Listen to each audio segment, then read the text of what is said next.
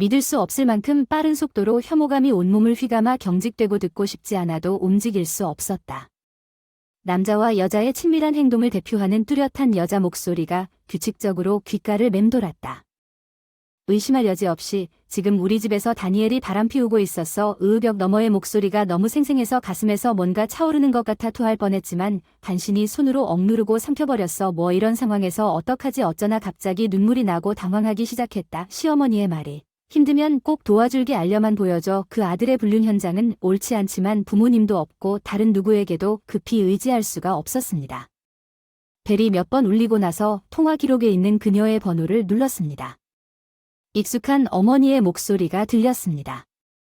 시댁 하퍼 저는 그냥 엄마였습니다. 제가 그녀의 말을 가로막고 소리를 지르니 당신 아들이 큰 문제에 빠졌습니다.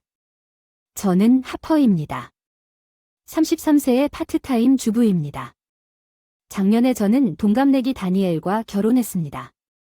다니엘은 유명한 지역 회사에서 일합니다. 회사 진짜 회사원 그는 엘리트라고 부를 수 있습니다. 인정하기가 좀 어색하지만 어느 날 밤 다니엘이 퇴근 후 나를 데리러 왔습니다. 친구들과 술을 마시고 다니엘과 그의 친구가 평소처럼 우리에게 다가왔습니다. 나는 즉시 픽업을 거절했지만 그날 밤 저와 친구는 둘 다 취해서 기분 좋게 술 한잔하면 나쁘지 않을 것 같다고 생각하고 결국 합류하게 됐죠. 아마도 술의 도움을 받아 다니엘과 화해하고 다음날 연락처를 교환하고 다니엘이 저에게 연락을 했고 이런저런 일들을 하게 됐어요. 너무 기뻐서 답장을 했더니 진심이 빠져버렸네요. 솔직히 당신은 결혼하는 타입이 아닌 줄 알았는데 의외이긴 하지만 다니엘이 기쁨의 눈물을 흘리며 표정 하나 변하지 않고 그냥 대답만 해준다니 너무 기뻐요. 당신도 잘 알기 전에 결혼했는데 잘 풀리지 않았는데 그의 예상치 못한 반응이 내 마음을 물음표로 가득 채웠다는 게 무슨 뜻인가요? 제가 명확하게 해달라고 그에게 압력을 가했을 때 다니엘이 실제로 이혼했다는 사실이 밝혀졌다고 말하지 않았나요? 만나기 전날 이혼했어요. 싱글이 된 직후에 만났어요. 하퍼 운명처럼 느껴졌어요. 아니 그게 이혼에 대한 선입견은 없어요. 바다 결국 사람 사이의 궁합은 안타까운데 다니엘이 결혼한 다음날 나에게 접근했다는 걸 솔직하게 알게 됐어요. 이혼은 내 안에 불신의 씨앗을 심었습니다. 당신은 이혼녀에게 문제가 있다고 말할 수 없을 거예요. 너 뭐야? 아니 그게 아니라 그냥 좀 충격받은 것뿐이야. 내가 부정했을 때 다니엘 입이 만족스러운 미소를 지었지. 그렇지 넌 그 사람의 위치를 아는 타입이잖아. 너는 그 사람과 달라. 다니엘은 고개를 끄덕였을 거야. 아마 그 사람일 거야. 그의 전 부인 얼굴도 이름도 모르는데 갑자기 그녀에 대한 경쟁심을 느꼈어요. 그녀가 어떤 사람이었는지 생각해봐도 쓸데없는 일이지만 어쨌든 우리가 과연 우리가 될지 궁금하네요. 결혼했으니까 중요한 걸 나한테 먼저 말해야 해. 나도 알아. 나도 그냥 정신이 나갔어. 그게 다야. 그래 우리는 결혼했지만 결혼한 지 한 달도 안 됐는데 이 결정을 후회하게 될 거야. 무슨 상관이야. 우리 엄마 그녀는 공격적일 정도로 날카롭지만 몇 년이 지났고 이제 그녀의 다리는 예전과 같지 않습니다. 중요한 문제에 대해 알려달라고 제가 고집했음에도 불구하고 그녀는 곧 보살핌이 필요할 것 같습니다. 다니엘의 아버지가 불임이었기 때문에 혼자 살았고 다니엘을 만난 이후 이동 문제로 곧 보살핌이 필요할 것이라고 생각했기 때문에 내가 결혼하기 전에 적어도 그의 가족을 한 번이라도 만나자고 고집했더라면 정말 놀랐을 것입니다. 결혼하기 전에 가족들에게 인사드리고 싶었는데 다니엘이 우리 가족은 다음 주에 있고 너무 바빠서 전화도 못하겠다고 양해했는데 부모님이 일찍 돌아가셔서 격식을 가질 필요가 거의 없었고 혹시 다니엘이 그때 이 사실을 숨기고 나와 결혼하려고 전화 인사를 고집한 건 아닐까? 그런 의심까지 떠올랐다. 나도 일하는데 평일 간병은 힘들 것 같아. 그럴 때는 힘들 것 같아. 당신은 잘 일하고 있을지도 모릅니다. 시어머니가 안타까웠지만 그 사람은 나에게 간병을 맡길 계획이 아닐 수도 있습니다.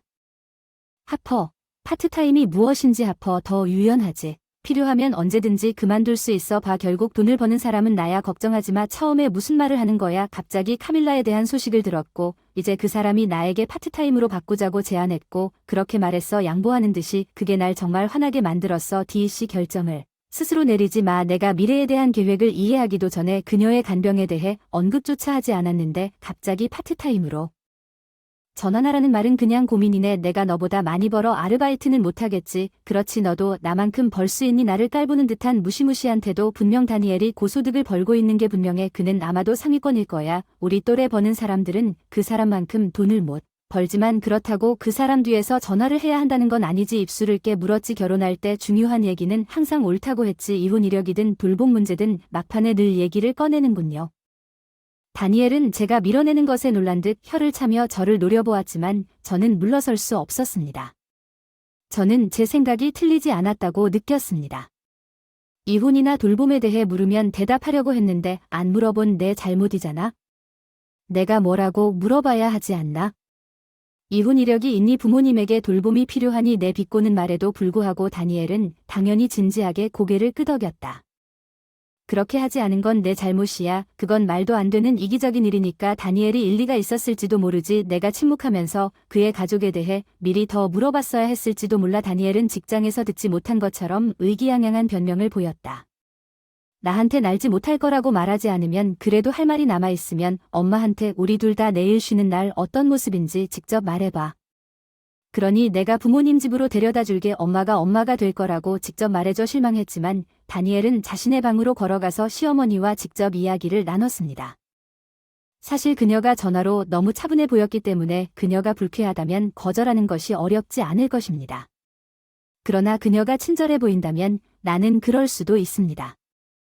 죄책감에 휩싸이지만 나에게도 인생이 있다. 결혼한 지 한 달도 안 됐지만 상황에 따라 이혼을 고려해야 할 수도 있다. 주먹을 꽉 쥐고 다음날 용기를 내어 다니엘이 도착하고 그의 집으로 차를 몰았다. 우리가 도착했을 때 부모님 집은 우리 집에서 약 1시간 거리에 있었고 나는 그것이 평범한 집인 것을 보았습니다. 다니엘이 다가와서 직접 문을 열었고 나는 그를 따라 엄마 안으로 들어갑니다. 그가 뒷방 문을 열면서 소리쳤습니다. 어서 오세요. 장모님 침대에 앉아 밝은 미소로 손을 흔들었습니다. 안녕하세요. 반가워요. 죄송해요. 얼마 전에 넘어져서 뼈가 부러졌는데 뼈가 부러져서 다친 걸로 알고 있어요. 일시적으로 보살핌이 필요해서 너무 답답해요. 이 말을 듣고 곧 다시 혼자서 자유롭게 걷고 싶어요. 다니엘이 스스로 걸을 수 있는 것을 그녀에게 돌아섰습니다.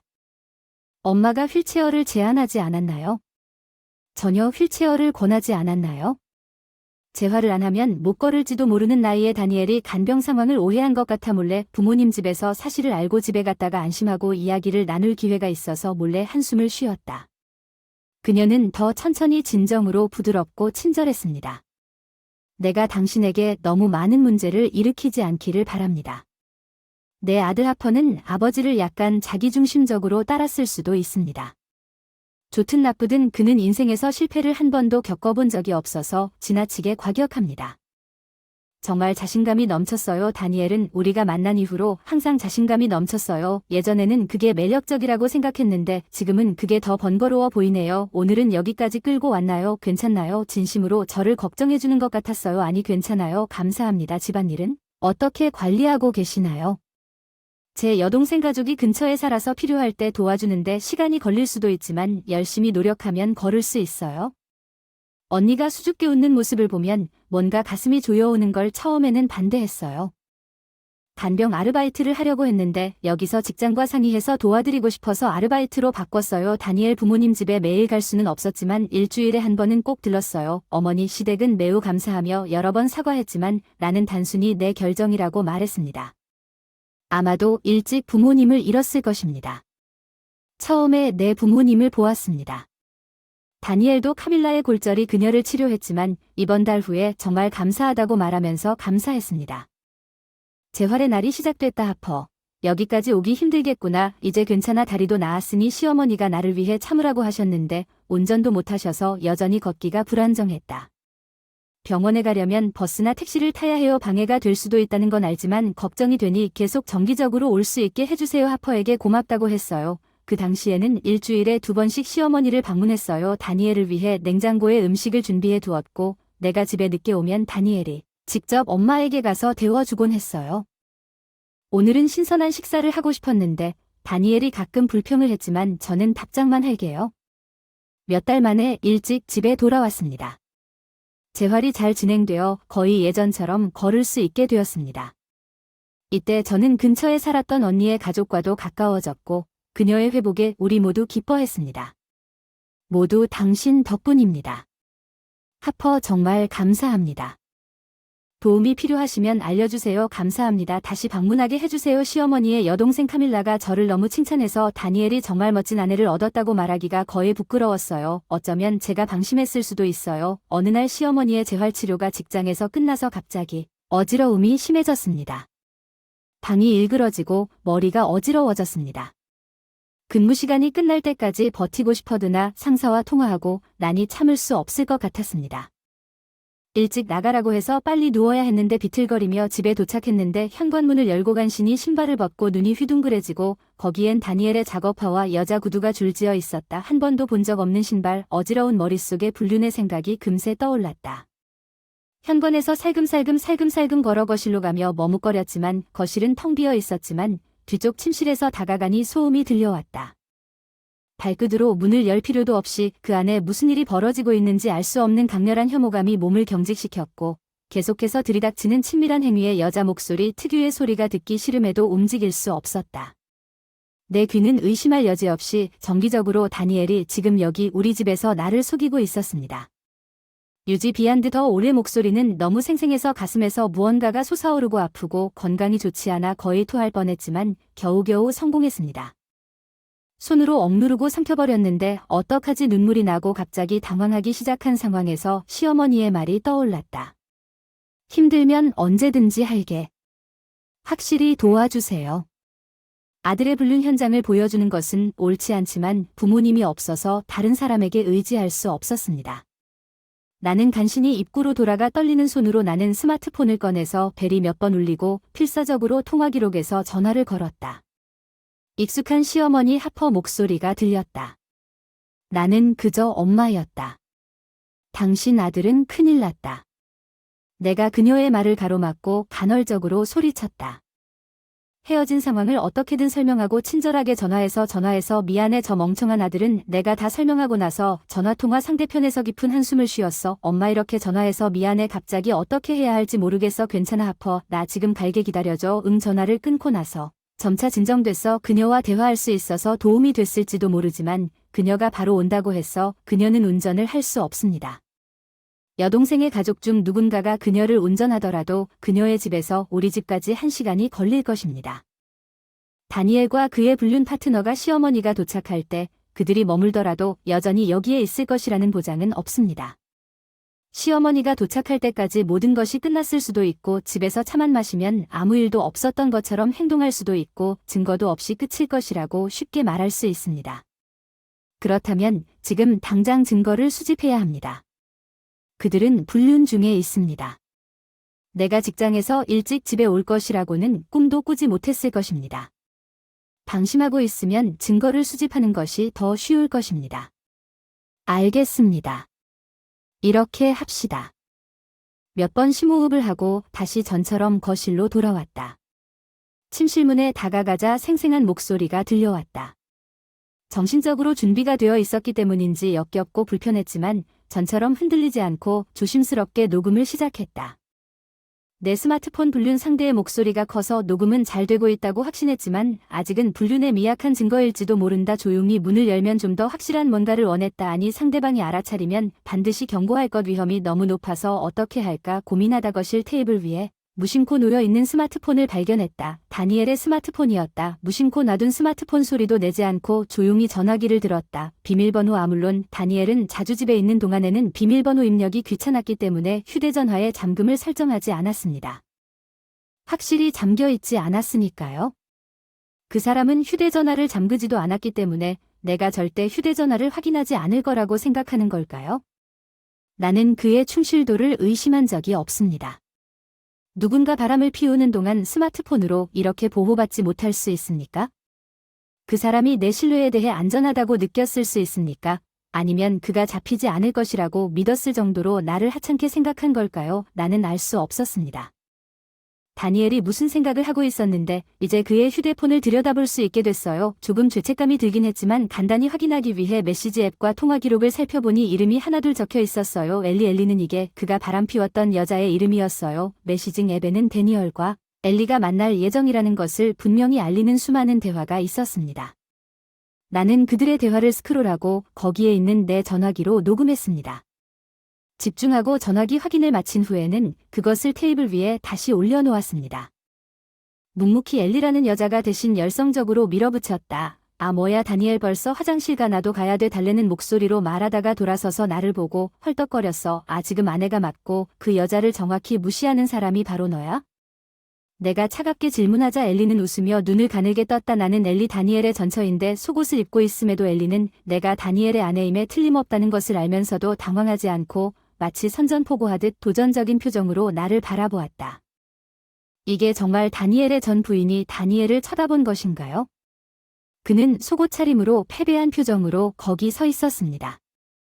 근무 시간에 전처와 알몸으로 같은 방에서 나온 것에 대해 알려주세요. 그렇군요. 다니엘은 초조하게 눈을 돌렸습니다. 무슨 일인지 서둘러 불륜이 아니라고 해명하세요. 정당한 이유가 있습니다. 정당하다고 말하면 저는 그렇습니다. 다니엘이 머뭇거릴 때 좀 당황스러워요. 뒤에서 메아리치는 엘리의 목소리 무서운 아내 어서 그냥 바람피는 것뿐인데 전혀 안 괜찮아요. 이게 뭐예요? 믿을 수 없다는 표정으로 얼굴을 찡그린 채 반항 엘리는 유쾌하게 웃었어요. 어서.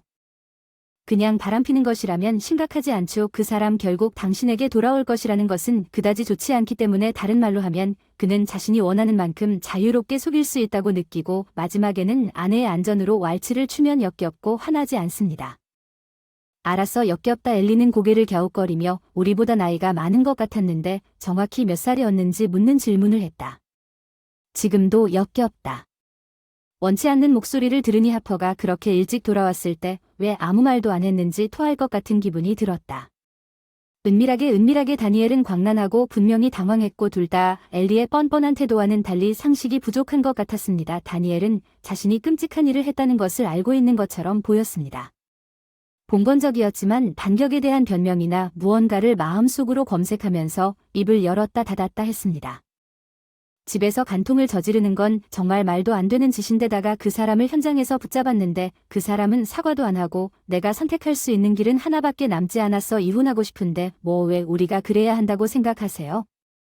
이혼할 수 없어요. 난 이제 그만해요. 내 진술서에 한숨을 쉬면서 저를 살려주세요. 다니엘은 저를 맹렬하게 노려보았습니다. 그게 무슨 아르바이트 주부라는 뜻인가요? 그는 비명을 지르며 갑자기 팔을 들었다. 이건 나쁘다.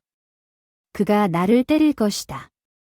나는 임박한 타격에 대비했지만 거실 문이 터지기 전에 시어머니와 카밀라의 가족 다니엘이 무슨 짓을 하려던 걸까? 지금 말해라. 이 멍청한 아들 다니엘이 소리를 지르며 무릎을 꿇었다. 엄마 그리고 내 이모와 그 가족도 왜 여기에 있는 걸까? 당신이 집에서 야생 원숭이처럼 행동하고 있다고 들었는데 카밀라가 얼마나 부끄러운 소리를 했고 그녀의 아이들도 카밀라 다니엘의 것을 보고 동의하며 고개를 끄덕였습니다. 그의 창백한 얼굴에도 불구하고 얼굴이 창백해졌습니다.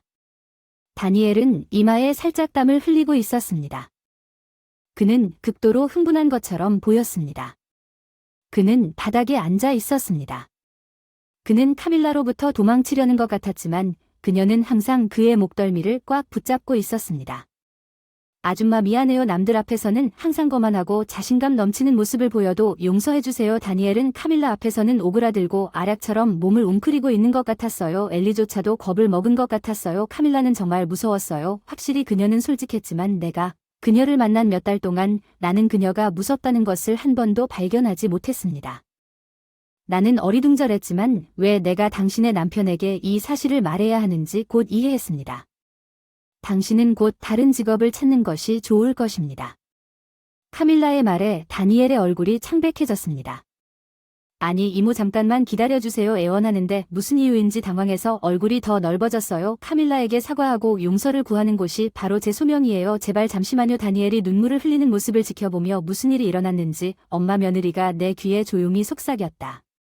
사실 내 동생의 남편은 다니엘 회사의 CEO다. 너무 놀랐다. 목소리가 갈라졌다. 늘 흥이 넘쳤던 다니엘은 사실 연줄로 입사한 사람이다. 겉은 괜찮은데 어쩐지 똑똑하지 못하다. 대학을 졸업했지만 다른 회사에서 취업 제의를 얻지 못했습니다. 카밀라의 남편이 어려울 때 그를 데려온 것 같았고 여기서 그는 높은 수입을 자랑하고 있는데 연고가 더 높다는 사실에 깜짝 놀랐습니다. 다니엘이 비틀거리며 나에게 말을 걸었을 때 하퍼 상황이 정말 안 좋아졌어. 이모가 나를 잘 용서하지 않을 거야. 뿌린 대로 거두게 될 거야. 상황이 계속 이런 식으로 계속된다면 나는 강등되거나 심지어 해고될 경우 해고될 수도 있어. 나이가 좋은 회사에 들어갈 수는 없을 텐데 나이보다 더 중요한 것은 다니엘의 실력과 인품일 텐데 말을 묵묵히 들었을 뿐입니다. 그래서 제안 사항이 있습니다. 명확히 해달라고 했을 때 제안 다니엘은 어쩐지 만족스럽게 고개를 끄덕였습니다. 일자리를 구하면 곧 찾을 거야. 아니 그게 요점은 그의 제안이 완전히 잘못된 것이 아니지. 그가 어떻게 그렇게 이기적일 수 있니? 서로를 응원해야 하는데 더 이상 너와 내 인생을 보낼 생각은 전혀 없어. 아니 근데 내가 나를 사랑한 것 같구나. 그래서 우리 엄마까지 챙겨준 거지. 정말 불쌍한 패배자가 나에게 매달리며 애원하는 미소를 짓고 있던 거 아니냐? 말도 안 되는 소리로 시어머니를 돕고 싶었어요. 하퍼에게서 제 부모님을 본 것 같아요. 친절한 시어머니에게 힘이 되어 주고 싶었어요. 제가 못한 일에 보답하고 싶었어요. 우리 부모님 엄마 이혼한 뒤에도 다니엘 또 차 마시자. 물론 시어머니는 따뜻하게 웃었고 그 사이 다니엘은 의심스럽고 불안한 표정을 지었어. 하퍼 너는 엘리에게 더 잘 어울리지 봐. 너 몰래 직장에서 나와. 그녀와 함께 있는 이유 그냥 다시 합치는 게 아니라 두 사람 모두에게 행운을 빕니다. 아니요. 저는 엘리가 재미삼아 괜찮다는 사실을 받아들이지 않겠지만 이전 결혼을 통해 그녀가 결혼에 적합하지 않다는 것을 알고 있습니다. 하어퍼가 어디를 가든지 따라갈 것입니다. 데니얼이 스토킹처럼 들리는 말을 하고 있었습니다. 선원 낯선 남자가 다니엘의 어깨를 잡았을 때 경찰에 문의할 준비가 되어 있었습니다. 다니엘의 한심한 다니엘, 그 남자는 분명히 다니엘의 아버지였습니다. 이전에 그를 만난 적이 없어서 오늘 임시로 집에 있어야 한다는 것을 몰랐습니다.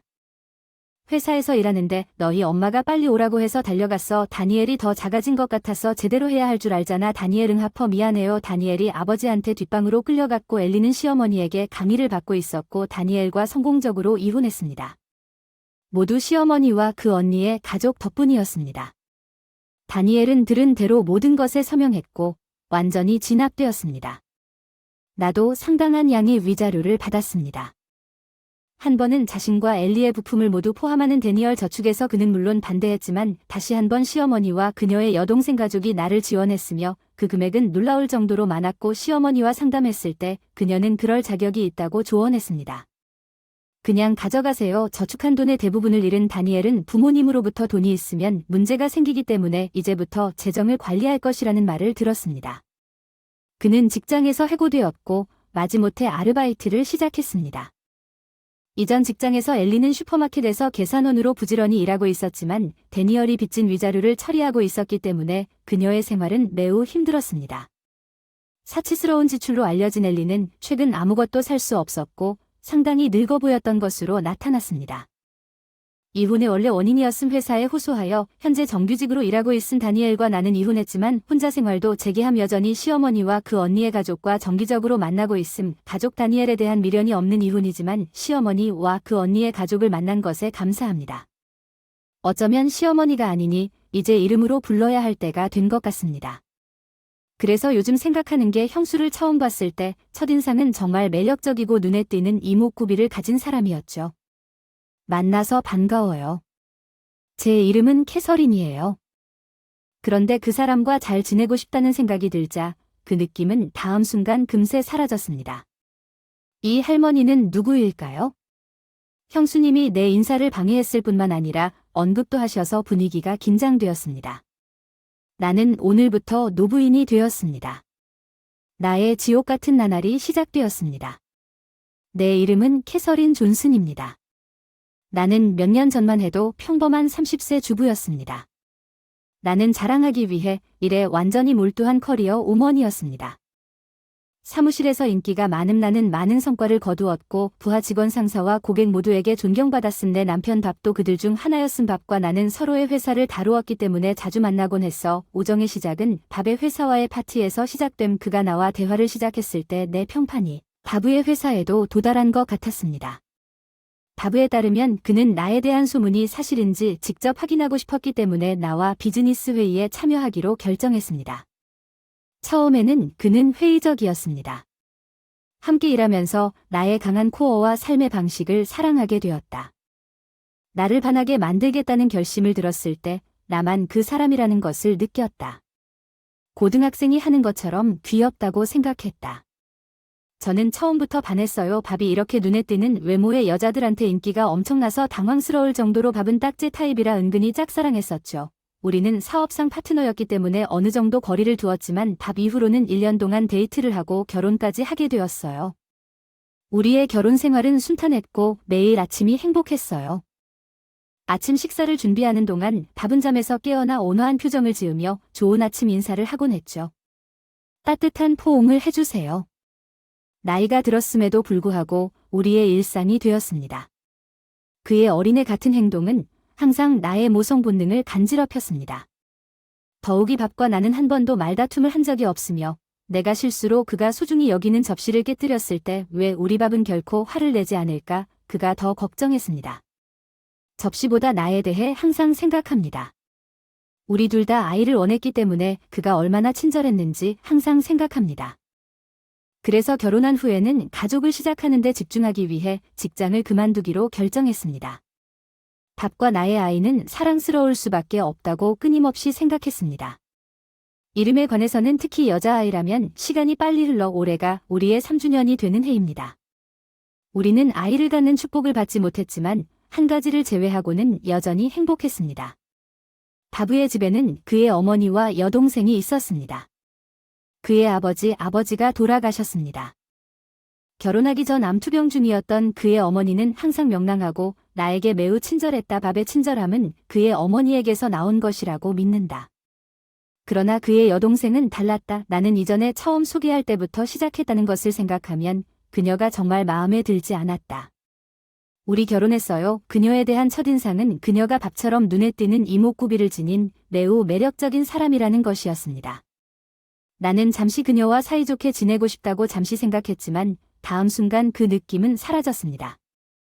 만나서 반가워요. 제 이름은 캐서린 1세입니다. 이 할머니가 누군지 말하려고 왔어요. 내 형수님 엄마가 내 인사를 끊었을 뿐만 아니라 분위기도 싸늘해졌고 형수가 나를 할머니라고 부르던 순간 형수는 말하지 않았다. 답장도 안 하려고 밥이 들어와서 비꼬는 말투로 나를 소개하고 똑바로 쳐다보며 기절에 몇 살이냐고 묻자 나는 27이라고 대답했는데 말도 안 돼 진지하게 웃긴데 50살쯤 되는 줄 알았는데 정말 늙어 보이더라. 너무도 어이없게도 그 여자가 밥의 여동생인지 정말 의심스러웠다. 그녀는 노골적으로 나를 머리끝부터 발끝까지 쳐다보며 나를 키웠다.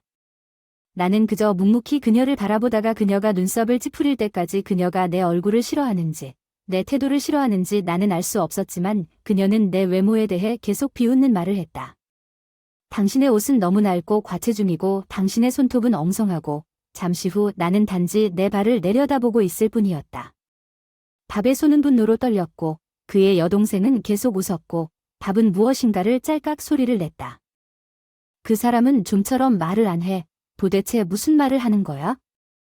그녀는 정말 무례하다고 대답했고 내가 너무 짜증나서 기분을 완전히 죽여버렸어.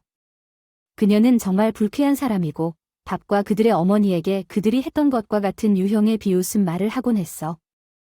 밥과 그의 어머니는 그녀의 태도에 어떤 변화도 기대하지 않고 수년 동안 그녀의 행동을 지켰습니다. 밥과 그의 어머니는 나중에 나에게 사과했습니다. 그들은 잘못이 없는데 왜 그들이 사과했습니까? 나는 그들에게 미안함을 느꼈지만 동시에 나는 분노를 품었습니다. 접촉을 최소화하기 위해 자기 가족들에게 그런 말을 한 시어머니 더 이상 밥집에 가지 않기로 결정했습니다. 신우이 어머니를 통해 소식을 들었지만 그녀는 우리에게 아무런 해를 끼치지 않았기 때문에 계속 살았습니다. 그러던 어느 날 사건이 나의 행복한 일상을 깨뜨렸습니다. 캐스런 바브 부탁이 하나 있습니다. 6개월 후에 도움을 받아 놓인 주거시설로 이사할 예정입니다. 그때까지 밥의 어머니가 허리를 다치셨기 때문에 함께 지내도 될까요? 놀랍게도 이미 허리가 약해서 식료품을 나르는데도 어려움을 겪는 어머니를 탓하는 것이 시누이임이 분명하지만 함께 살던 시누이는 손가락 하나 까딱하지 않고 어머니를 도와주려고도 하지 않았습니다. 엄마가 쇼핑백을 들고 다니는 건 이기주의 수준이니까 엄마의 건강이 나빠지는 건 어쩔 수 없는 일인데 왜 엄마가 딸이라서 집에서 쫓아내지 않는지 이해가 안 가네요. 아이는 어머니의 사랑은 끝이 없습니다. 나는 어머니와 함께 사는 것이 전부입니다. 그러나 그것은 단지 어머니일 경우에만 해당됩니다. 우리가 어머니와 함께 산다면 시누이가 패키지와 함께 오고 그것이 내가 원했던 마지막 일이었음을 받아들이는 것을 의미합니다. 어머님의 건강이 걱정되어 형수님도 동거는 아침부터 밤까지 지옥일이라 예상했던 대로 동거를 받아들일 수밖에 없다고 느꼈습니다. 특히 형수님은 독만 토해내셨습니다. 내가 요리할 때 그녀는 나에게 이게 맛이 없다고 말하곤 했어. 어떻게 이런 쓰레기를 만들 수 있니? 당신은 이상하게 재능이 있고 내가 옷을 개울 때마다 그녀는 음식을 무자비하게 쓰레기통에 버렸다. 그녀는 항상 불평할 점을 찾았다. 가끔은 제대로 다려야지 이런 말까지 하더군요. 태도는 반항적인 10대 같았어요. 사실 제가 옷을 개는 방법이나 다림질하는 방법에 대해선 한마디도 하지 않았죠. 형수는 그에 맞게 말을 비틀는 버릇이 있어요. 그녀의 이야기 방을 청소할 때 특히 구석구석을 철저히 해야 합니다. 그렇지 않으면 형수로부터 날카로운 독설이 시작됩니다. 저기 아직도 먼지가 있어요. 당신이 여기 거의 가정부인 걸 알죠? 제대로 하세요. 형수는 손가락 하나 까딱 안 하는데도 눈치가 빠르네. 언제쯤 이 지옥에서 벗어날 수 있을까? 묵묵히 청소를 계속하다 보니 불쌍한 밥도 없는 집안일도 못하는 형수.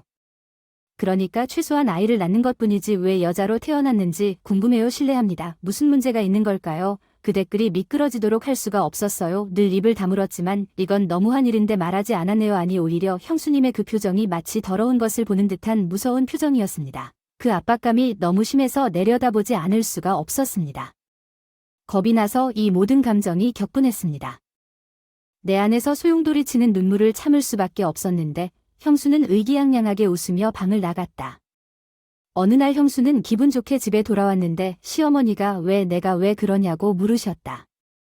형수는 남자친구가 키도 크고 잘생기고 돈도 많이 번다고 자랑하려고 열성적으로 자랑하기 시작했습니다. 그녀는 즉시 저에게 다가와서 제가 세상 정상에 있는 동안 아이를 가질 수 없다고 말했습니다. 아이를 낳아 여성으로서의 역할을 다하다 익숙한 조롱하는 말투로 나를 비웃었다. 밥과 시어머니 앞에서 말하지 않아도 밥이 형수의 말에 화를 냈다는 사실이 충격적이었다.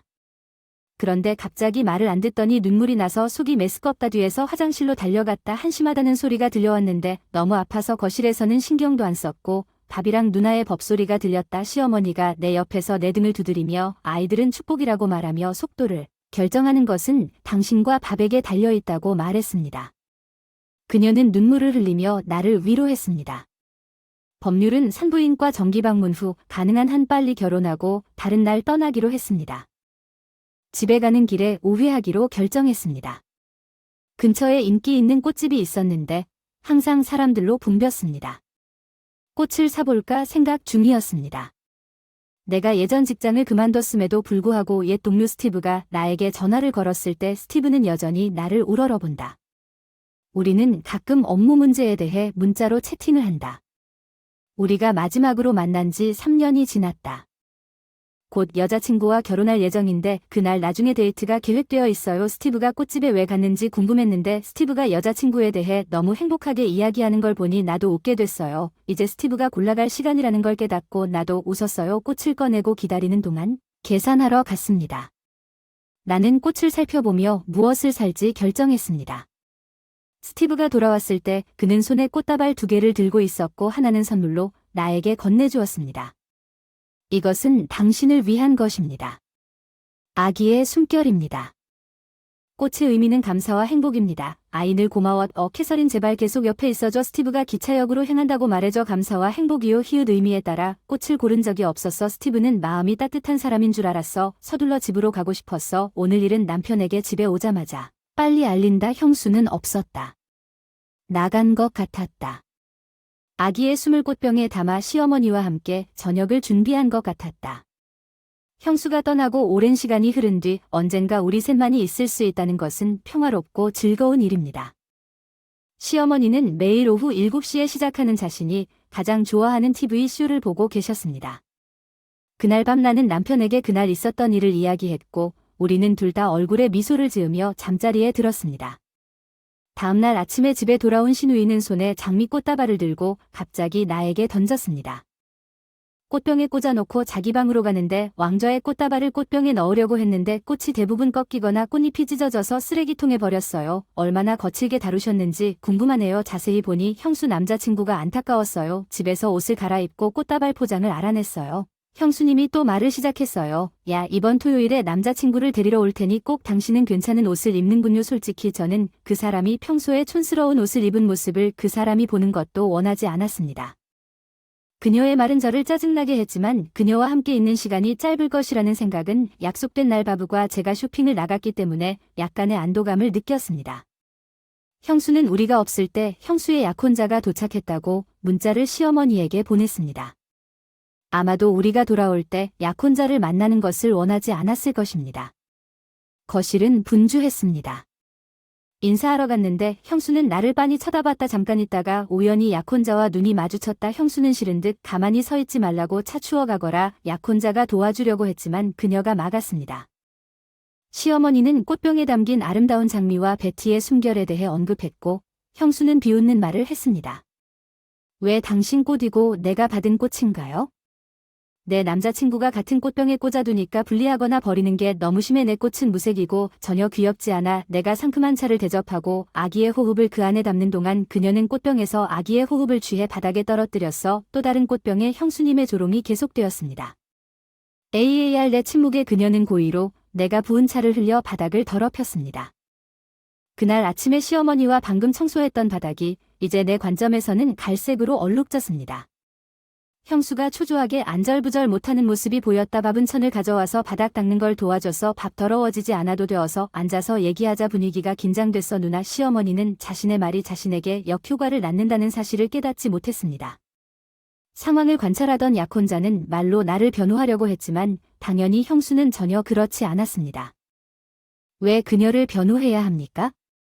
나만 바라봐 돌아올 수 없는 지점을 지나 외쳤지. 그 사람 약혼자가 해명을 구하라고 한 거 아니냐. 내 형수는 평소의 태도로 말했어. 아니 그냥 여기 하냐니까 괜찮아. 우리 시어머니 시누이를 침묵시키려고 했지만 예상대로 소용이 없었습니다.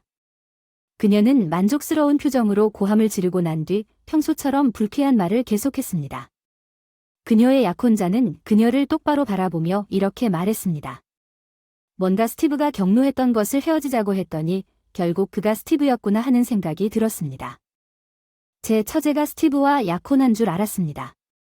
제 처제가 집에 가져온 장미 꽃다발은 스티브가 사준 것과 같았습니다. 저번에 캐서린은 내 직장 선배인데 내가 존경하고 누구보다 착하고 내가 안 귀엽다고 했던 그 아기 숨꽃에 대해 캐서린한테 보냈어. 내 취향이 나빠서 미안. 잠깐만 전혀 몰랐어. 너희 둘이 같이 일하는데 내 유쾌한 형수는 자기를 조롱할 수 있다고 생각한다는 사실을 몰랐기 때문에 당황하기 시작했다. 나는 항상 내가 너무 심술궂다는 말을 들었지만 캐서린은 그렇지 않다. 스티브의 시선은 차갑다. 우리 어머니, 남편이 내 옆에 서서 형수를 노려보는 동안 시어머니는 내려다보았다. 그 모습을 본 시형제는 눈을 크게 뜨고 나를 바라보며 애원했다.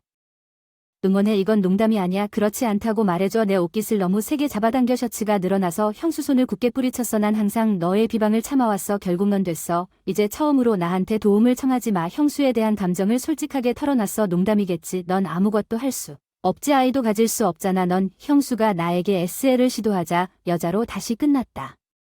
밥이 끼어들어 그녀의 손을 잡았다. 지금까지 침묵을 지키고 있던 밥이 차 한 잔을 들고 형수 머리에 화를 내며 부었다. 이제 됐어. 넌 내 딸이라 많이 미루었지만 한계에 다다랐어. 이 집 나가. 이제 넌 최악의 딸이야. 배은망덕한 새끼야. 엄마가 마지막인 줄 아는 형수야. 분명 그녀도 버림받았어. 당황스러워도 방으로 달려갔어. 울면서 스티브는 나중에 연락하겠다고 하고 집을 나갔다. 시어머니가 나를 안아주며 잘 참았다고 내 머리를 쓰다듬으며 처음으로 임신했다는 소식을 듣고 울었다. 왜 진작 말 안 했냐는 미소. 축하한다. 밥은 나를 제대로 보호해주지 못한 것에 대해 사과했다. 몇 분 동안 소란스러웠지만 드디어 형수에게 마음을 표현하고 기분이 상쾌했다. 오늘 일은 나중에도 잊지 못할 것 같다. 시어머니가 노인생활 공동체로 이사했고 가족주택이 팔렸습니다. 바부가 나는 시어머니에게 더 가까이 가기로 결정했습니다. 우리는 그녀가 우리 아이가 자라는 것을 지켜보기를 원했습니다. 나는 내 여동생에 대해 아무것도 듣지 못했습니다. 그 이후로 밥은 은둔한 여동생을 방 밖으로 끌고 나가 강제로 집 물건 밖으로 쫓아냈고 모두 형수와 연락이 닿지 않아 그녀가 어디에 있는지 무슨 일을 하는지 아무도 모른다. 스티브에게서 문자로 그가 편지를 보냈다는 메시지를 받았어요. 아기의 숨결이 담긴 꽃다발이 우편으로 막 도착했어요. 아기의 숨결이 담긴 꽃다발을 꽃병에 넣고 캐서린의 편지를 읽기 시작했어요. 정말 미안해요. 답변이 늦었는데 임신 축하 어떻게 느끼셨나요? 예상치 못한 너무 기쁜 소식이어서 저도 기뻤습니다. 편지에는 그 사건 이후에 형수와의 관계에 대해 이야기가 이어졌던 것 같아요. 신우이는 사건 이후에 한 번 만났는데 이는 신우이가 너무 타이밍을 잘 맞추었다는 사실이 나중에 밝혀졌기 때문입니다. 스티브는 그녀가 만나고 있던 다른 남자가 그에게 연락했을 때 그 사실을 알게 되었고 그 이후로 그는 관계를 끊었고 둘은 헤어졌습니다. 결혼했다면 더 이상 연락하지 않았을 텐데 그 사람은 분명히 후회했을 거예요. 그 편지는 그의 감사로 가득 찼어요. 스티브에게 감사를 표해야 할 사람은 나여야 하는데 그 사람은 정말 성실한 청년이거든요. 그 사람이 내 동생의 마지막에 행복을 찾길 진심으로 바라요. 나를 집요하게 괴롭힌 법은 이번 일을 통해 예상치 못한 일이었습니다. 다른 사람을 대하는 방식에 따라 자신의 행동이 좋고 나쁨이 어떻게 자신에게 돌아오는지 깨달았습니다. 우리 아이가 연민과 이해심으로 가득 차길 바랍니다. 영상통화를 끝내려고 하는데 영상통화가 완전히 끝나지 않은 것을 발견했습니다. 남편이 누군가에게 전화를 걸고 있었습니다. 남편의 지나치게 친숙한 태도가 시댁 사람들을 훔쳐보며 의아해하는 것을 발견했습니다. 남편의 예상치 못한 움직임을 목격했습니다. 제 이름은 캐서린 존슨입니다. 저는 36세 주부입니다. 현재 시부모님, 자녀 셋과 함께 살고 있습니다. 남편이 해외 파견 3년 차로 이 기간 동안 혼자 아이를 키우는 것에 대한 불안감이 있었습니다. 남편에 대한 고민, 우리는 시어머니와 함께 살기로 결정했습니다. 남편 바부가 저는 고등학교 때부터 동급생으로 데이트했습니다. 그 이후로 시어머니를 알고 있었습니다. 대학 졸업 후 재정적으로 안정되면 결혼하기로 결정했습니다. 그리고 우리는 24살에 결혼했습니다. 밥은 빨리 가족을 부양하고 싶어서 대기업에 입사했습니다. 그는 막 입사했음에도 불구하고 야심차고 높은 평가를 받았기 때문에 부모님 모두가 기대했던 것보다 빨리 결혼할 수 있었습니다. 우리 결혼식, 그들은 우리 결혼식에 기뻐했습니다. 두 가족은 결혼 전부터 서로 잘 지내며 마치 한 가족처럼 느껴졌습니다. 두 부모님 모두 우리 결혼식에 매우 기뻐했고 결혼식을 기억할 때마다 내 옆에 행복한 추억이 떠오릅니다. 부모님, 저에게는 형이 있습니다. 3살 위의 형은 멀리 살고 있으며 가끔 만나 밥을 진짜 남동생으로 여기며 학교 때부터 친하게 지냈습니다. 둘 다 학교에서 스포츠를 했고 심지어 아이들이 어렸을 때 함께 게임을 보기도 했습니다. 태어날 때마다 늘 선물을 챙겨주는 게 신났지만 이렇게 자상한 동생이 있었는데 첫 아이가 태어난 직후에 부모님이 사고로 돌아가셨을 때 비극이 닥쳤습니다. 마지막으로 봤을 때 그들은 기쁨으로 빛나며 손자가 얼굴이 가득 커지는 모습을 간절히 기다리고 있었습니다. 미래에 대한 희망과 계속되는 행복에 대한 믿음이 나의 마지막 기억이다. 항상 부모님과가 태어난 아이와 함께 무엇인가 하고 싶었지만 기운이 넘치던 그 둘은 준비하던 중 사고로 갑자기 떠나갔다. 형과의 장례식을 앞두고 너무 충격을 받아 형과 함께 장례식을 준비하면서 한동안 멍해졌습니다. 한동안 충격에 빠졌습니다. 장례식 도중 그 시절의 기억이 흐려지면서 자연스럽게 벅차올랐습니다. 상실감 나는 눈물이 멈추지 않고 조용히 울었던 기억이 난다. 내가 깊은 슬픔에 빠져 있을 때 형은 필사적으로 나를 위로하려고 노력했지만 장례식이 끝난 뒤에도 내가 진정으로 곁에 있지 못한 것 같은 느낌이 들었다. 바부는 부모님과 친했고 부모님의 상실을 슬퍼했으며 바쁜 업무 일정과 우리 아이를 돌보고 있음에도 불구하고 바부의 모든 일을 처리하는 방법을 지켜보면서 곁에 있었습니다. 나는 이대로 있을 수 없다는 것을 깨달았고 사과했을 때 천천히 회복되기 시작했습니다. 그동안 내가 그에게 지웠던 부담에 대해 바부는 그냥 웃었습니다. 부부는 힘든 시기에 서로를 지원하기 위해 거기에 있습니다. 내가 당신을 위해 옆에 있는 것은 당연한 일입니다. 캐서린 바부이 열심히 말했습니다. 바부의 태도에 영감을 받았습니다. 저는 우리 가족을 위해 최선을 다하겠다고 다짐했습니다. 그 기간 동안 제가 얼마나 황폐했는지 알기에 시댁에서는 저에 대해 더욱 걱정하게 되었습니다. 캐스런, 우리는 당신을 우리의 딸이라고 생각합니다. 주저하지 말고 우리에게 의지하십시오. 우리는 그들이 나에게 말할 때마다 당신을 돕고 지원하기 위해 여기에 있습니다. 동거하면 걱정이 없을 것이라고 확신하여 아파트 계약을 취소했습니다. 아이의 유치원을 전학하는데 필요한 서류를 작성하고 시댁으로 이사했습니다. 우리 아이들은 조부모에게 애착을 갖고 있기 때문에 함께 살 수 있도록 유치원을 바꾸었지만 그들은 그 집이 바브이 어렸을 때 지은 2층 소유 부동산이라는 것을 신경 쓰지 않는 것 같았습니다. 접근성에 주의를 기울여 노년층의 거주자가 되기 위해 어린아이들을 위한 안전한 집으로 만들기 위해 집은 이전 아파트보다 약간 더 크고 어린아이들이 이사하는 것을 고려하면 우리 오래된 아파트는 2개도 아니었습니다. 이야기예요. 아이들이 계단을 신기해서 같이 놀기도 했어요. 환경의 변화가 자신에게 어떤 영향을 미칠까 걱정했는데 활기차게 노는 모습을 보니 유치원을 옮겨도 걱정이 덜하고 잘 적응하는 것 같았어요. 빨리 새 친구들을 만나면 불안하긴 했지만 건강하게 변해가니 마음이 편해졌어요. 뉴욕으로 이사온 이후로 저희는 어렸을 때부터 시댁 식구들과 화목하게 지내왔습니다. 전업주부 엄마 나는 집안일을 모두 하려고 했는데 시어머니는 내가 식사 준비를 하는 동안 우리가 책임을 분담하자고 제안했습니다. 시어머니는 빨래를 했지만 때로는 우리가 롤을 바꿔치기도 했지만 분명히 그렇지 않았습니다. 요리를 잘해서 안심하고 설거지까지 칭찬해 주셨고 집 청소도 시댁 식구들이 나눠서 해주셔서 시간이 더 많이 나고 이제 아이들과 보내는 시간도 많아지고 적응도 많이 된 것 같아요. 그들의 미묘한 변화에 대해 유일한 문제는 아이들이 바브와 함께 노는 시간을 놓치고 있다는 것입니다.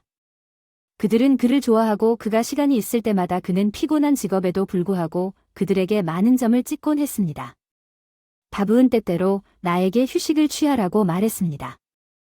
그리고 집안일을 처리하는데 그는 직장에서나 아이들과 함께 열심히 일하기 때문에 나는 때때로 그가 충분히 쉬고 있는지 걱정했습니다. 당신은 일하고 집안일을 처리하지만 내가 밥에게 물었을 때 당신은 충분히 쉬고 있는지 확신합니까? 그는 괜찮았어. 바브은 온화하고 가족 중심적이며 밝고 쾌활한 태도를 가지고 있어 해외에 있기 때문에 여행하기가 그리 쉽지 않고 3년 동안 미국으로 돌아왔을 때 출장 중에 바브와 영상통화를 한 번만 했습니다. 해외 파견은 우리 아이들과 14시간의 시차로 인해 정말 기대되는 일입니다. 공통 시간을 찾는 것이 까다로울 수 있지만 적어도 한 달에 한 번은 영상통화를 하려고 노력하고 정기적으로 이메일도 주고받지만 서로의 얼굴을 보는 것보다 더 좋은 것은 없습니다. 항상 그의 해외 생활이 궁금하고 그가 괜찮은지 확인하고 싶어 합니다. 아이들은 오늘 오후 9시에 통화하는 동안 외국 환경을 엿보고 바브의 이야기에 더 관심을 갖게 되었습니다. 바브와 영상통화가 예정되어 있습니다.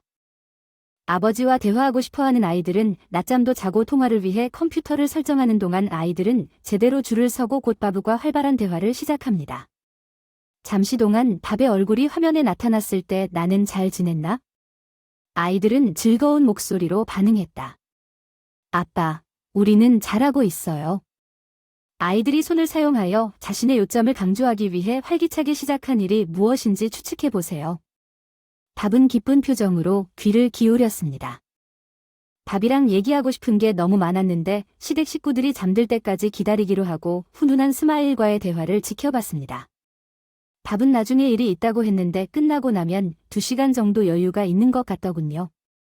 아이들이 남편과 1대1로 시간을 보내고 싶었는데 시댁 식구들의 꾸준한 도움 덕분에 의논하기 어려운 일이나 겪었던 문제가 밥과 꼭 30분 정도 공유하고 싶었습니다. 영상통화에 들어가니 에너지 넘치는 수다 탓인지 아이들은 낮잠을 자고 나니 졸린 표정이 보이기 시작했다. 평소 잠자리에 들 시간쯤이어서 피곤하긴 했지만 아직 할 말이 남아있는 듯하며 최선을 다해 버티고 있었다. 깨어있어 막내는 대부분 자고 있다가 가끔씩 깨다가 금방 다시 졸음에 빠지는 그런 상태를 보니 밥은 부드럽게 자러 가자고 졸려서 자라고 제안했지. 한 달만 더 지나면 아빠는 뉴욕으로 돌아올 거고 밥은 해외에서 많은 이야기를 할 거야. 한 달 후면 과제가 끝나기 때문에 아이들은 그가 돌아오기를 간절히 기다리고 있었지만 여전히 할 말이 너무 많은 것 같았습니다. 내일 학교와 유치원이 있다는 것을 기억하세요. 시댁 식구들과 나도 아이들을 설득했고 곧 드라우지 아이들이 작별 인사를 하는 동안 그들은 잠자리에 들었습니다. 내가 아이들을 그들의 방으로 데려가기 위해 일어섰을 때 바브의 손을 흔들었습니다. 제 친척들이 조용히 두 분에게 제안했습니다. 아마도 아이들을 우리에게 맡기고 잠시 시간을 내어 붙잡아야 할 이야기가 많을 것입니다. 자고 있던 막내 시어머니 손잡고 방까지 데려다주는 시어머니의 말에 감사하다 밥과 한 달 만에 얘기를 나누기 위해 자리를 잡았는데 아이들이 얼마나 크는지 쉽게 알 수 있다. 아이들 이야기가 나오자 학부모 교사회의에서 주제는 끝이 없었습니다. 선생님이 질문을 하면 즐거운 시간을 보내는 것 같았고 자신 있게 대답했습니다. 나중에 자랑스럽게 모든 것을 말해주었습니다. 큰아이가 시작할 때부터 사랑스러웠습니다. 바브이 해외에 있는 초등학교 그는 항상 컨퍼런스에 참석하기를 고대했습니다. 저는 정기적으로 사진을 보냈지만 그는 통화 중에 바브이 우리 가족을 얼마나 소중히 여기고 아이들과 함께 기쁨을 느끼는지 항상 자세한 설명을 원합니다. 내 졸린 두뇌가 완전히 끊겼어. 통화를 제대로 끝내려고 뒤죽박죽 됐어. 안녕 가족 통화는 끝났어. 이제 와서 컴퓨터 화면도 눈치채지 못한 채 밥은 곧 준비하겠다고 말했던 누군가에게 전화를 걸기 시작했다. 일을 하고 있는데 지금은 누구를 초대하고 있고 게다가 말투도 꽤 다정해서 불안하고 끝내기 망설이게 만드는 다정한 느낌이 아니라 마치 애인에게 무슨 일인지 얘기하는 듯한 다정함이 있었다. 내 반응을 눈치채고 시댁 식구들이 궁금해서 일하러 가는 줄 알았는데 누군가를 초대한 것 같아 귀찮아. 이브가 내 남편임에도 불구하고 떨어지는 것에 죄책감을 느꼈지만 누가 오는지 확인하고 싶다고 말했습니다.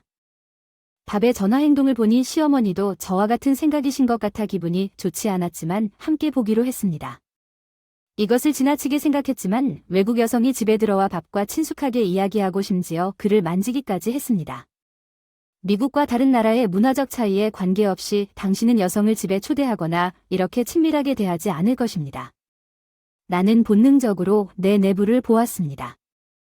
법률과 둘 다 암울한 표정을 지으며 비디오를 보면서 설명할 수 없는 것을 보는 것처럼 믿을 수 없다고 중얼거렸지만 내가 생각했던 것처럼 내가 과민 반응이고 문화 차이일 뿐이라고 생각했습니다. 두 사람은 분명히 불신앙에 가담하기 시작했습니다. 잠깐 밥의 충격적인 행동을 보고 나는 씨는 좀 더 침착했다가 화가 나서 빨리 녹음 버튼을 눌렀다. 시댁 식구들은 나에 대한 죄책감과 밥에 대한 분노가 뒤섞여 얼굴에 떠올랐다. 캐서린 괜찮니? 너무 힘들면 보지 않아도 돼. 우리 시어머니. 이런 상황에서도 눈에 띄게 떨고 있는 나를 걱정하는 시댁 식구들의 보살핌이 위로가 됐다며 증거로 봐야겠다. 난 괜찮다고 안심하고 계속 지켜보면서 역겨움과 분노를 느꼈다. 바람을 피웠어요. 끔찍한 행동을 한 후 나는 놀라울 정도로 침착했습니다. 두 사람이 침대에서 대화를 나누기 시작한 것은 대화를 통해 그 여자가 밥이 결혼했다는 것을 알고 있었던 것이 분명했고 그것은 그의 해외 시간에 국한된 관계인 것 같았습니다. 그 여행에 데려다 주셔서 감사합니다. 저번에는 당신의 지도 덕분에 아무 문제 없이 즐거운 시간을 보냈습니다. 최근 밥이 그 여자를 데리고 여행을 갔다는 사실이 밝혀졌습니다. 그 목적지는 우리 아이들이 관심을 보인 곳이었고 언젠가 가족이 함께 방문하자고 이야기했던 곳이었습니다. 해외에 아는 사람도 없었고 부담 없이 여행을 즐겼던 것 같은데 비용은 내가 부담했구나. 돈은 그래. 그 여자는 돈에 대해 걱정스럽게 말했다. 불륜이 들통나서 믿을 수 없을 정도로 밥이 실제보다 적게 벌었다고 해서 그랬고 그는 여가 시간에 추가 비용을 지출했다고 나에게 털어놓았습니다. 분명히 그의 회사는 이 충격적인 폭로와 함께 두 개의 급여 위치를 가지고 있습니다. 바브의 과거 모든 행동이 의심스러워 보이기 시작했습니다. 밥의 행동을 관찰하다 새벽 2시가 넘었다. 충격적인 사실에 깜짝 놀랐다. 우리 셋은 말문이 막혔다. 일단 잠 좀 자고 다음은 어떻게 될지 생각하자. 시아버지가 중얼거렸고 우리는 일단 침대에 누워서 침실로 가기로 결정했다. 완전히 깨어 잠을 이루지 못한 바브는 항상 적극적으로 일을 하고 육아를 하며 친절했고 고등학교 때부터 서로 알고 지냈기 때문에 그를 꽤 잘 이해했다고 생각했습니다. 내가 아는 바브의 거짓말이라고는 생각한 적이 없습니다. 나는 더 이상 그를 알지 못한다고 느꼈던 사건들 나는 그가 결코 바람을 피우지 않을 것이라고 항상 믿었고 그것이 단지 목격자 기록이나 사진이었다면 나는 아마도 그가 바람을 피우고 있다는 것을 믿지 않았을 것입니다. 그러나 내가 있었던 영상통화에서 그 장면을 본 적이 있습니다. 충격과 생각은 얼어붙었지만 점차 밥을 향한 여러 가지 감정이 솟아오르기 시작했다. 일찍 일어나야 한다는 걸 알면서도 멈추지 않는 눈물을 닦아내며 잠을 자려 했지만 마음은 계속 밥에게로 돌아왔고 졸음도 사라졌다. 어느덧 아침이 되었고 한잠도 못 잤다. 울어서 붉어지는 눈가를 화장으로 가리고 그날을 준비하기 시작했다. 굿모닝. 아침 식사 준비됐다. 평소처럼 행동하려는 아이들에게 유쾌하게 소리쳤다.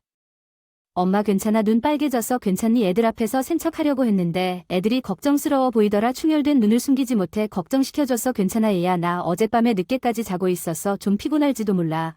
엄마 잠은 잘 자야지. 웃으면서 대답하자 아이들도 내 말투를 흉내내며 아이들을 배웅하고 안도한 표정으로 웃었다. 법이 걱정됐는지 아침에 아이들을 준비하기 위해 여기저기 돌아다녔기 때문에 나는 즉시 잠이 들었습니다. 그날 밤의 일들이 그저 꿈이었으면 좋았을 것이고 누워있는 동안 의식이 즉시 사라져 잠시 쉬기로 계획했습니다. 짧은 시간이었지만 저녁까지 잠을 자다 시아버지가 유치원 애들 데리러 가셨고 시어머니께서 저녁 준비를 하셨다. 너무 많이 자서 미안하다, 고맙다, 바로 도와주면서 사과했다. 밤이 되어 아이들이 자고 있을 때에도 여느 때와 다름없이 지냈다. 시댁 식구들에게 미래에 대한 생각을 이야기했다. 더 이상 밥과 함께 살 수 없을 것 같아 이혼을 고려 중이다. 처음에는 충격을 받았고 어리둥절했지만 밥처럼 거짓말을 할 수 있는 남편을 용서할 수 없었습니다. 친절한 시댁 식구들에게 미안했지만 밥과 결혼을 계속할 수는 없었습니다. 정말 죄송합니다. 우리 아들이 한 일에 대해 시댁 식구들이 밥의 행동을 뉘우치고 이혼 절차를 도와주겠다고 제안한 것이 정말 안타깝고 밥은 한 달 뒤 해외에서 돌아올 예정이어서 그 다음 날까지 모든 것을 빨리 준비하기로 했습니다. 불륜과 이혼 사건을 다루는 것으로 알려진 변호사와 즉시 상담했습니다. 밥은 자신의 해외 생활에 대해 소셜미디어에 게시하는데 매우 적극적이었습니다. 그는 해외에서 사진을 올렸고 우리 아이들은 그 사진을 보는 것을 즐겼습니다. 나는 그가 그것에 대해 조심할 것이라고 생각했지만 그의 파트너 이후로 외국인인 것 같았어요. 소셜미디어에 단서가 있을지도 모른다고 생각해서 조사한 후 확인했습니다. 그가 만나고 있던 여성을 발견하고 사립탐정을 고용하여 그녀를 확인했습니다. 그녀는 바브과 같은 회사에 근무했으며 현지인이었습니다. 거기 직원이 있어서 밤내 회사의 상황을 설명하고 협조를 구했어요. 밥은 항상 똑바른 성격이라 처음에는 믿지 않았지만 이해한 증거 영상을 보여주고 지지를 표한 뒤 형과 몇몇 직원에게도 알렸습니다. 친한 친구들은 처음에는 모두 회의적이었지만 영상을 보여주고 나니 모두 내 편을 들었다. 가족이 있어도 그 사람은 무슨 생각으로 그렇게 배신을 생각했을까? 특히 밥과 친하고 그를 믿었던 내 동생은 꽤 컸다. 주부로 생활한 지 불과 몇 달밖에 안 됐지만 준비할 수 있는 유연성이 있었고 비디오 증거를 통해 시댁의 지원과 필요한 업무를 분담하여 이혼을 위한 모든 준비를 마칠 수 있었습니다. 밥이 돌아오기 전에 모든 것을 끝내는 것은 아이들에게 설명하는 것이 정말 어려운 일이었습니다. 아이들은 바브에게 애착을 갖고 있었고 이혼 후에도 그를 더 이상 볼 수 없을 것이라고 말하지 않으면 그의 복귀를 간절히 기다리고 있었습니다. 그와 함께 살고 있지만 어린 나이를 고려하여 나는 바브의 상황을 부드럽게 설명하고 더 이상 그와 함께 살 수 없다고 설득했습니다. 당신의 아버지는 우리에게 아주 나쁜 거짓말을 하셨고 나는 그를 용서할 수 없습니다. 우리는 더 이상 그 사람과 함께 살 수 없습니다. 정말 좋아요, 좋아요. 그렇다면 바브이 해외에서 일하러 떠났기 때문에 그것이 단지 또 다른 시간이라고 생각하기 전에 그들은 아마도 지금은 성장하면서 더 잘 이해할 것입니다. 모든 준비를 마치고 바브과 함께 살지 않을 것입니다. 새로 돌아온 바브를 오랜만이라고 식사에 초대했습니다. 바브에게 식당의 개인 식당에서 만나자고 했는데 놀랍게도 저와 시댁 식구들뿐만 아니라 바브도 놀랐습니다. 하지만 내 아이들이 밥을 보면 때릴지도 모른다고 두려워하는 형과 함께 있는 동안 몇몇 회사 임원과 변호사도 방에 있었습니다. 밥이 물었던 예상치 못한 얼굴들 앞에 왜 이 사람들이 모두 여기에 있는 걸까요? 변호사는 어리둥절한 표정으로 자신의 불륜과 내가 속이지 않은 이혼에 대해 설명하기 시작했습니다. 밥은 다른 여자의 사진을 마주했을 때에도 피해자처럼 행동했다고 강력히 부인했으며 그들은 단지 동료일 뿐이라고 주장했습니다. 그가 해외 생활에 적응하도록 도운 남편은 필사적으로 자신을 설명하려고 노력했고 내가 더 잘 알지 못했다면 밥이 거짓말을 하는 것을 보고 그것이 모두 오해라고 생각했을 수도 있습니다.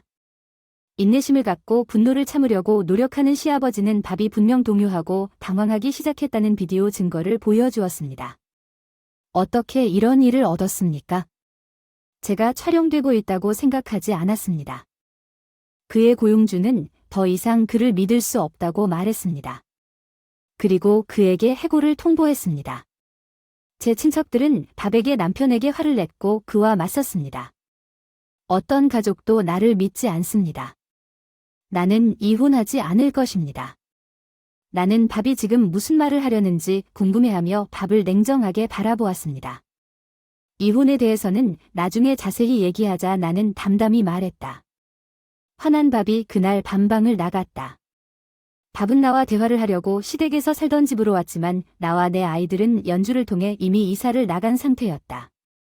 시아버지로부터 우리는 안전하고 편안한 집을 소개받았고 즉시 이사했습니다. 밥을 더 이상 보고 싶지 않아서 성급하게 이사 결정을 내렸습니다. 학교와 어린이집을 바꿔야 한다는 죄책감을 느꼈습니다. 아이들은 괜찮았지만 다행히 괜찮았습니다. 밥이 와서 우리의 새로운 장소가 어디인지 알고 싶었지만 제 친척들은 단호하게 그에게 말하기를 거부했고 밥이 계속 보낸 후에 떠난 마음의 일부를 그에게 줬습니다. 계속 연락이 오는데 이혼 주정만 답하고 나머지는 무시하고 계속 핑계 가득한 메일을 보내니 그게 싫었으면 몰래 바람 피우면 안 됐을 것 같아서 짜증나고 시어머니도 알려주셨어요. 이웃이 학교와 유치원 근처에서 밥을 발견했다는 것입니다. 그는 아마도 우리 아이들을 잠깐 보기 위해 밖에서 기다리고 있었고 이 말을 듣고 나에게 말을 걸었습니다. 나는 며칠 후 밥의 변호사를 맡았던 이혼 조정 과정에서 우리가 먼 지역으로 이사했다는 사실에 안도했습니다. 잘 지내고 우리는 이혼을 순조롭게 마무리했습니다. 나는 우리 자산의 일부를 청구하고 세 자녀 모두의 양육권을 얻었습니다. 또한 자녀 양육비를 받기로 결정되었습니다. 밥은 간청했습니다. 이혼하지 마세요. 다시는 속이지 않을 것입니다. 저는 잘 지내왔습니다.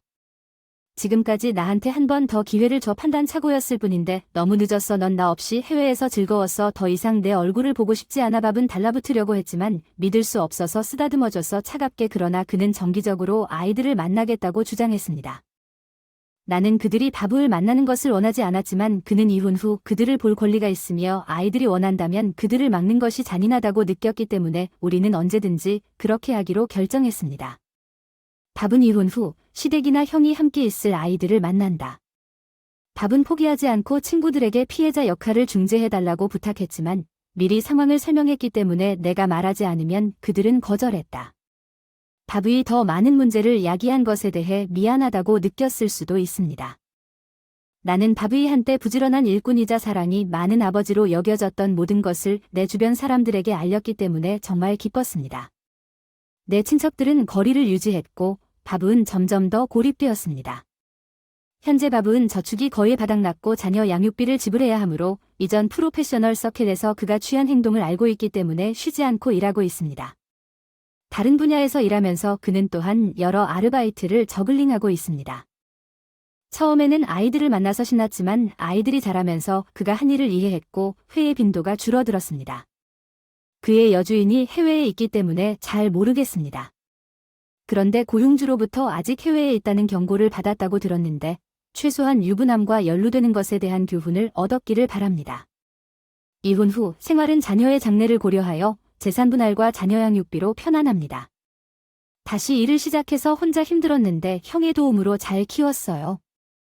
현재는 원격 근무로 전환해서 별로 불편하지 않은 도시에서 조금 떨어진 동네에서 혼자 살고 있어요. 퇴직.